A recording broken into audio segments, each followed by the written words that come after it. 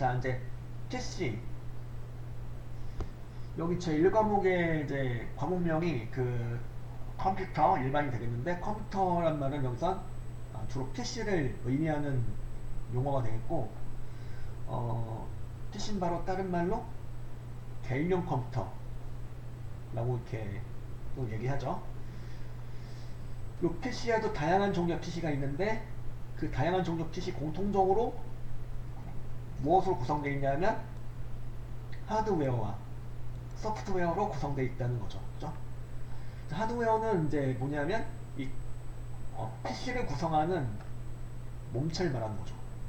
그러니까 쉽게 말해서 전원이 꺼져 있어도 보이는 애들. 그러니까 전원이 꺼져 있어도 볼 수 있는 애들을 말하는 거죠.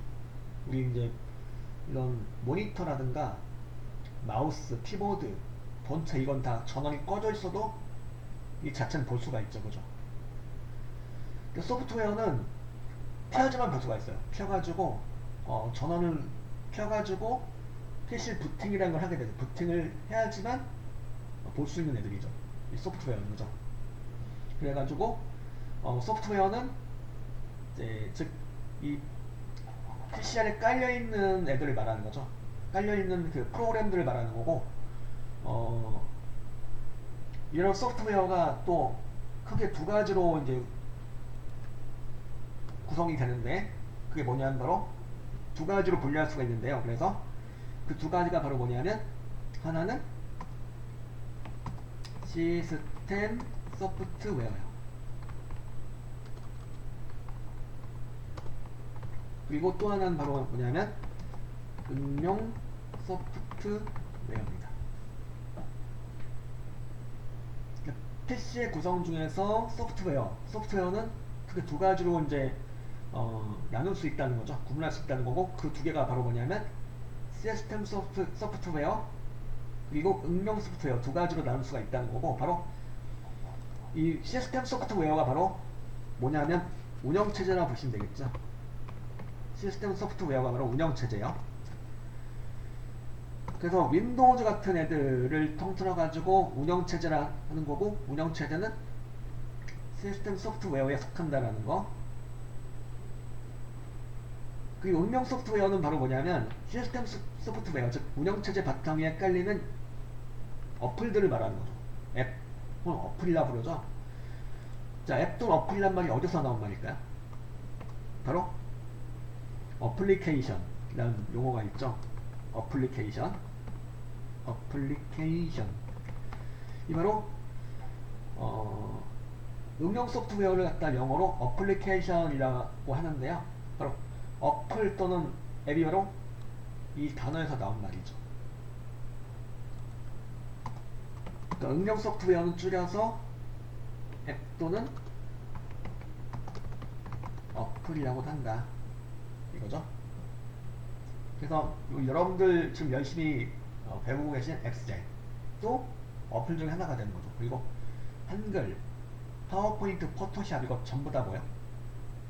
앱 또는 어플이 되는 거죠. 앱 또는 어플이라 부르는 내용이 되는 거고, 그래서 일단 소프트웨어라는 거는 이렇게 두 가지로 구성되는데, 바로 이제 그 중에서 이제 뭐에 대해서 보자는 거냐, 바로 운영체제, 즉 시스템 소프트웨어에 대해서 보자 이 얘기죠. 바로 여기서 말하는 윈도우즈는 바로 이제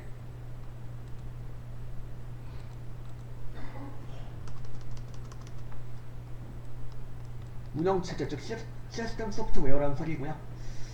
자, 윈도우즈 특징이 바로 이제 그래픽 사용자 인터페이스 환경의 운영체제로 이제 제공이 되고 있다, 그 얘기죠. 그 그래픽 사용자 인터페이스라는 건 뭐야? 바로 이제 이렇게 그림 위주로 이렇게 돌아가는 거죠. 여러분들이 예를 들어서, 자, 여기 그 보세요. 바탕 화면에서 엑셀을 이렇게 실행하기 위해서 어떻게 해요? 아이콘을 더블 클릭하죠. 엑셀 아이콘을 더블 클릭하면 엑셀 아이콘을 더블 클릭하면은 엑셀이 이제 실행이 되는 거죠. 그죠? 실행이 되는데, 여러분들이 엑셀을 실행하기 위해서 명령어를 쓰던가요? 엑셀.ex라는 명령어를 친 적이 있을까요? 없죠.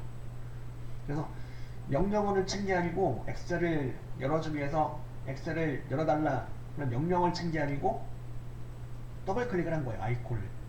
그림을 갖다가 그림으로 된 아이콘을 더블 클릭해서 실행을 한 거다 이거죠. 이런 식으로 글자보다는 그림 위주로 이제 환경이 제공되고 있고 그림을 즉 아이콘을 더블 클릭하면은 작업이 주로 실행이 된다는 거죠. 보통 그죠. 그런 환경을 갖다가 그래픽 사용자 인터페이스라고 해요.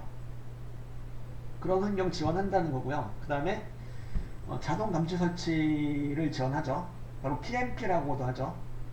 이건 뭐냐면 우리 이제 하드웨어 장치 아까 잠깐 보셨는데 하드웨어 장치를 새롭게 설치했어요. 예를 들어서 그래픽 카드가 좀 이거는 이제 좀 수명이 있죠. 그래픽 카드를 이제 갈았어요. 이제 수명이 다 돼서 새 걸로 갈았어요. 그래픽 카드가 좀 맛이 가면은 모니터가 그래도 좀 이렇게 좀 색깔도 변하고 변색이 되고 이렇게 여러 가지로 이제 이상한 친구가 나타나게 되는데 그래서 이제 갈아서 이제 새 걸로 갈았어. 그럼 새롭게 설치한 그래픽 카드를 갖다가 얘가 인식한다는 거죠. 인식해가지고 자동으로 장치를 인식해서 장치 드라이버라는 걸 설치해줘요. 장치 드라이버라는 걸 설치해주면 새로 설치한 그래픽 카드가 어찌 될까요? 시스템상에서 돌아가게 되는 거죠. 이렇게. 그죠? 그래서 이렇게 장치를 연결했을 때 그 장치가 돌아갈 수 있도록 해주는 이제 작업으로 그걸 갖다 이제 장치 드라이버를 설치한다고 하는데 그걸 그 과정을 갖다가 자동으로 해준다 이거죠. 어느 정도는 자동으로 이렇게 해줘요. 자동 감시 설치 PNP 혹은 플러그 앤 플레이라고도 하는데요.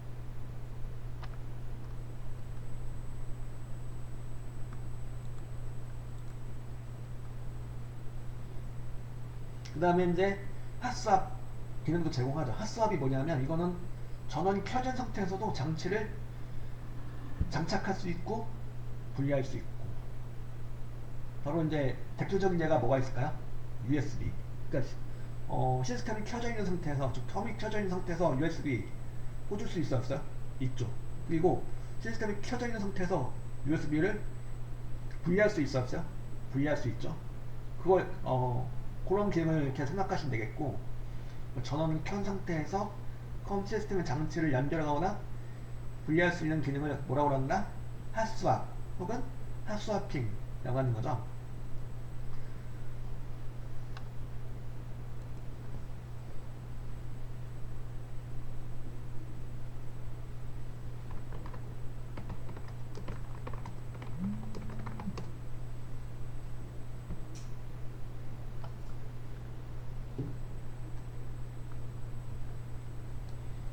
그 다음에 이제 선점형 멀티태스킹.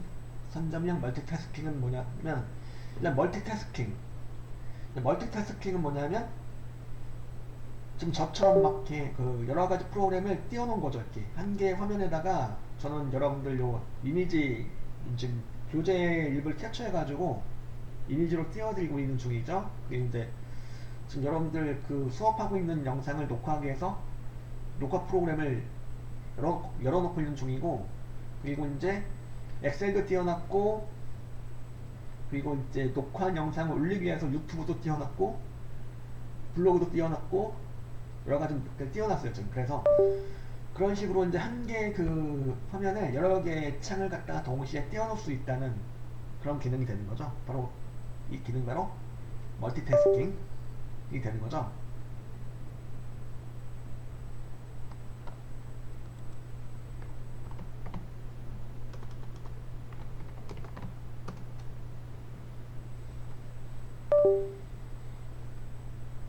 이런 걸 멀티태스킹이라고 그러는 건데 선점용은 뭐예요?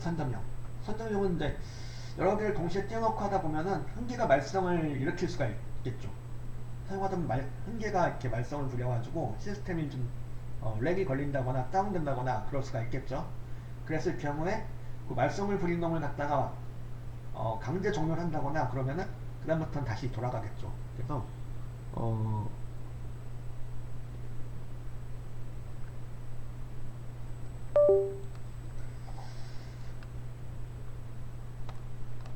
여기 보면 그래서 운영체제가 CPU를 미리 선점해가지고 CPU는 바로 중앙처리장치가 되겠죠. 중앙처리장치를 미리 선점해가지고 특정 프로그램에 문제가 발생해서 그걸 꺼버리면은 그 다음부터는 이제 전체가 다운된 게 아니어서 이제 요걸 처치해버리면은 강제 종료를 하신다거나 처치해버리면은 이제 그 다음부터는 이제 원활하게 돌아간다는 소리죠. 요런 기능을 갖다가 선점형 멀티태스킹이라고 하는 거죠. 그리고 NTFS라는 파일 시스템을 지원하게 되는데요. NTFS는 뭐냐면 파일 시스템 중에 하나예요. 파일 시스템이란 건 뭐냐면 파일을 갖다가 저장할 때 아무렇게 막 저장하는 게 아니고 어떤 체계에 의해서 저장을 하게 되는 거죠. 아무렇게 막 저장하는 게 아니고 나름대로의 체계를 가지고 저장을 하게 되는데 그런 체계를 갖다가 파일 시스템이라고 하는 거죠. 그러니까 파일 시스템 중에 하나가 바로 이 NTFS라는 친구가 되겠고 요거 특징은 바로 이제 대용량의 하드디스크를 하나의 드라이브로 사용할 수 있고 디스크 공간의 낭비를 줄일 수가 있다 이거죠. 그러니까 아무래도 이제 그 효율적으로 저장을 하게 되겠죠. 파일 시스템을 이용해서 효율적으로 저장하기 때문에 아무래도 공간의 낭비를 줄일 수가 있게 되는 거예요. 그래서 대용량 하드디스크도 지원을 한다. 그리고 공간의 낭비를 줄일 수가 있다. 이런 기능을 갖춘 애가 바로 이 NTFS라는 파일 시스템이다. 이거고요. 그 다음에 사용자 전환 기능이 있죠. 이거는 이제 현재 사용자가 로그오프를 하지 않아도 작업처를 할 수가 있어요. 자, 여러분들 잠깐 요거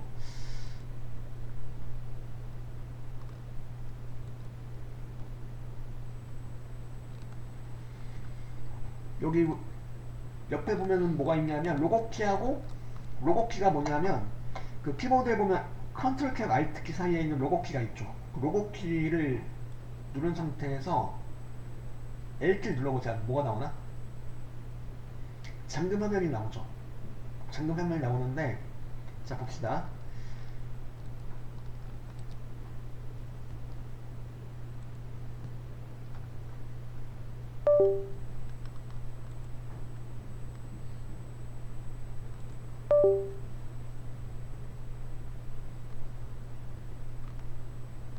제가 이제 로고키하고 이제 LT를 알파벳 L을 같이 눌러볼게요. 눌러보니까 잠금화면 모드로 가게 됐죠.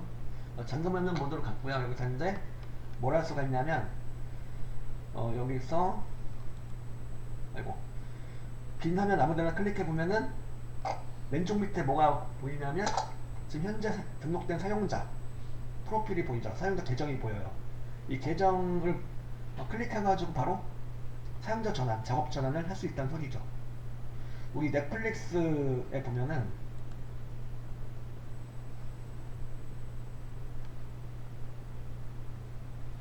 넷플릭스 보면 이제 한 개의 아이디에다가 뭘 할 수가 있냐면 여러 개의 그 프로필을 갖다가 사용할 수가 있죠. 그리고 여기 프로필 간에 작업 전환 할 수 있죠. 사용자 전환 할 수 있죠. 그래서 그런 식으로 이제 여기도 마찬가지로 시스템 종료 또는 로그풀 하지 않고도 이렇게 작업 전환, 사용자 전환을 할 수 있다는 소리죠. 그죠? 바로 잠금화면 모드로 가셔가지고 로고키 L을 눌러서 잠금화면 모드로 가셔가지고 거기서 이제 작업 전환을, 사용자 전환을 할 수 있다는 거예요. 그리고 원격 지원 기능을 제공하죠. 원격 지원이 뭐야? 원격 지원.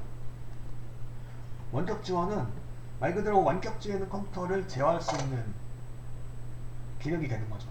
그러니까 예를 들어서 여러분들이 그 컴퓨터 쓰시다가 AS 상황이 발생했어. AS를 신청했어. 그럼 AS 센터에서 사람이 오는 경우도 있는데 좀 온라인상으로 이렇게 원격 지원으로 처리해 줄 수 있는 기능 같은 경우는 원격 지원으로 이렇게 처리해 주죠. 그죠?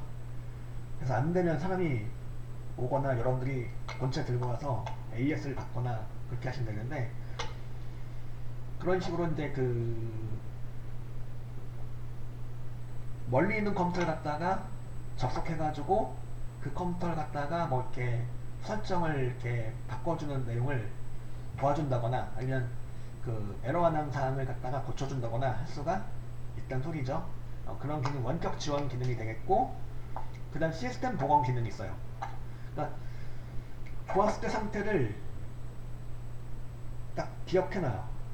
좋았을 때 상태, 가장 최적의 상태를 갖다가 가장 상태가 괜찮았을 때 그때 상태를 딱 그 저장해놓고, 그죠? 그 상태로 돌릴 수가 있는 거죠. 쓰다 보면 맛이 가게 마련인데 점점 이렇게 느려지고 시스템이 좀 이렇게, 그죠? 맛이 갈 수가 있는데, 그때 이제 가장 최적의 상태로 빠르게 돌릴 수 있는 기능이 바로 시스템 복원. 그러니까 미리 만들어 놓은 복원 지점이라고 하죠. 그런 걸 복원 지점으로 빠르게 복원할 수 있는 그런 기능을 갖다가 시스템 복원이라고 하는 거고, 방화벽 내장 기능이 있죠. 그리고 방화벽이 내장되어 있어가지고 외부로부터의 침입을 어느 정도 방어할 수가 있죠. 그리고 에어로피크라는 게 있는데요. 에어로피크가 뭐냐면 바탕화면 빠르게 보기. 예를 들어서 요거 이제 여러분들 여기 작업 표시줄이죠. 작업 표시줄 옆에 보면은 오른쪽 밑에 보면은 현재 시간과 날짜가 나와 있는 부분이 있는데, 그 옆에다가 옆에 막대기 모양, 세로 막대 모양의 단추가 있어요. 그걸 눌러주면 어떻게 돼요? 그걸 눌러주면 바탕화면이 빠르게 표시가 돼요. 그죠?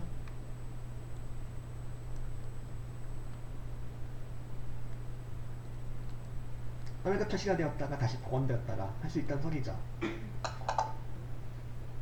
아니면 요게 이제 로고 키하고 알파벳 D를 같이 눌러보는 거예요. 로고 키하고 알파벳 D를 같이 눌러보니까 어떻게 될까요? 바탕화면이 빠르게 보였다가 다시 원래대로 복원되었다가, 누를 때마다 로고 키하고 D를 누를 때마다 그죠? 여기 단축키 나와있죠? 여기도 나와있고 여기도 나와있고, 아까 로고 키하고 L을 눌러주면은 잠금화면 모드로 가가지고 계정을 전환할 수 있는 화면이 나온다는 얘기고, 그 다음에 로고 키하고 D를 눌러주면은 바탕화면을 빠르게 보았다가 다시 이제 복원시켰다가 할 수 있다는 소리죠. 이런 기능이 바로 에어로피크라는 기능이 되는 거죠. 또 하나 뭐냐면, 여러분들 그 작업 표시줄이 이렇게 있는데, 작업 표시줄에서 지금 현재 작업 중인 창의 아이콘에 대해서 마우스 포인터를 싹 갖다 대보면은 이렇게, 그죠? 갖다 대보면은 미리 보기가 나오죠. 이렇게 현재 실행 중인 창의 미리 보기가 나오게 된다는 거죠. 이렇게, 그죠? 이렇게 나와요. 이렇게, 그죠? 이것도 에어로피크가 되는 거죠. 그죠? 에어로피크는 이런 기능을 의미하는 거고, 작업 표시줄에서 실행 중인 프로그램의 아이콘에 마우스 포인터를 위치시키면 축소 형태의 미리 보기가 나타나거나, 작업 표시줄 오른쪽 끝에 바탕화면 보기에 마우스를 위치시키면 바탕화면이 나타나고 클릭하면 모든 창을 최소화하는 기능. 그죠? 그래서 요거는 이제 단축키, 로고키, 윈도우 로고키하고 알파벳 D를 같이 눌러서 실행할 수가 있다 이거죠.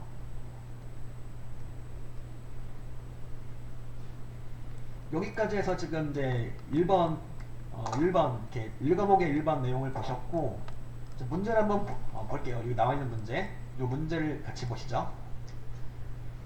다음 중 윈도우즈의 에어로피크의 기능에 대한 설명으로 옳은 것은? 자, 이건 1번은 뭐에 관한 설명일까요?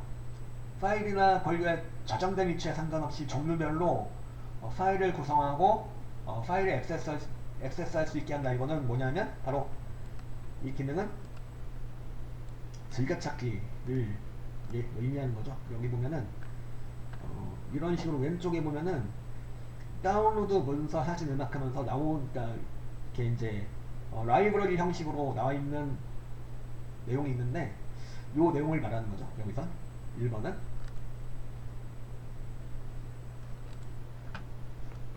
그리고 2번은요, 모든 창을 최소화할 필요 없이 바탕화면을 빠르게 미리 보거나 작업 표시줄에 해당 아이콘을 가리켜서 열린 창을 미리 볼 수 있게 한다. 이게 바로 에어로피크죠. 답은 몇 번? 2번이 되는 거죠.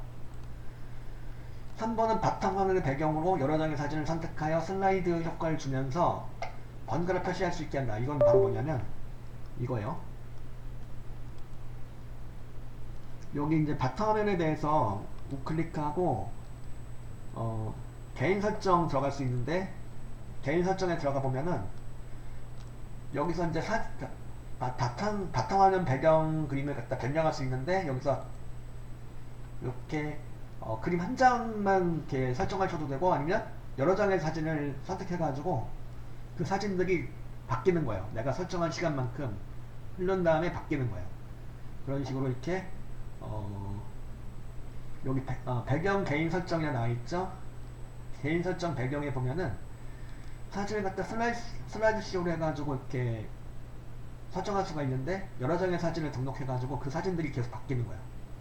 그러니까 이런 바탕화면의 배경 화면이 계속 바뀐다는 소리죠. 이 설정을 하면은 바로 이걸 말하는 거죠.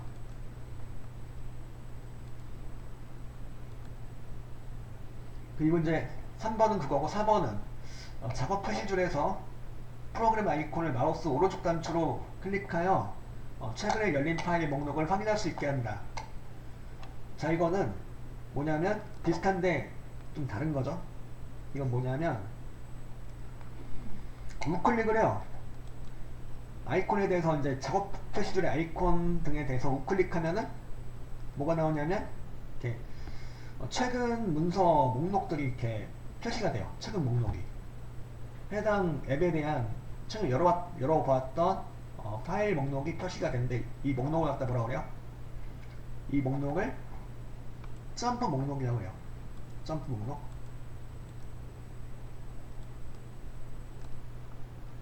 그러니까 에어로피크랑 비슷한 기능인데 다른 거죠. 에어로피크는 이제 갖다 대면 미리 보기가 나오는 거고, 요 점프 목록은 갖다 대는 게 아니고 뭐야? 갖다 대는 게 아니고 우클릭하면 이렇게 우클릭하면은 이제 최근에 작업했던 문서 목록이 이렇게 목록으로 표시가 되는 거, 이걸 말하는 거예요. 4번 그래서 요 얘기를 하고 있는 거죠. 그러니까 비슷한 기능이지만 에어로피크와는 다른 기능, 바로 이런 기능을 갖다가 점프 목록이라고 해요. 점프 목록. 지금 4번에서 설명한 내용 바로 점프 목록에 관한 설명이에요.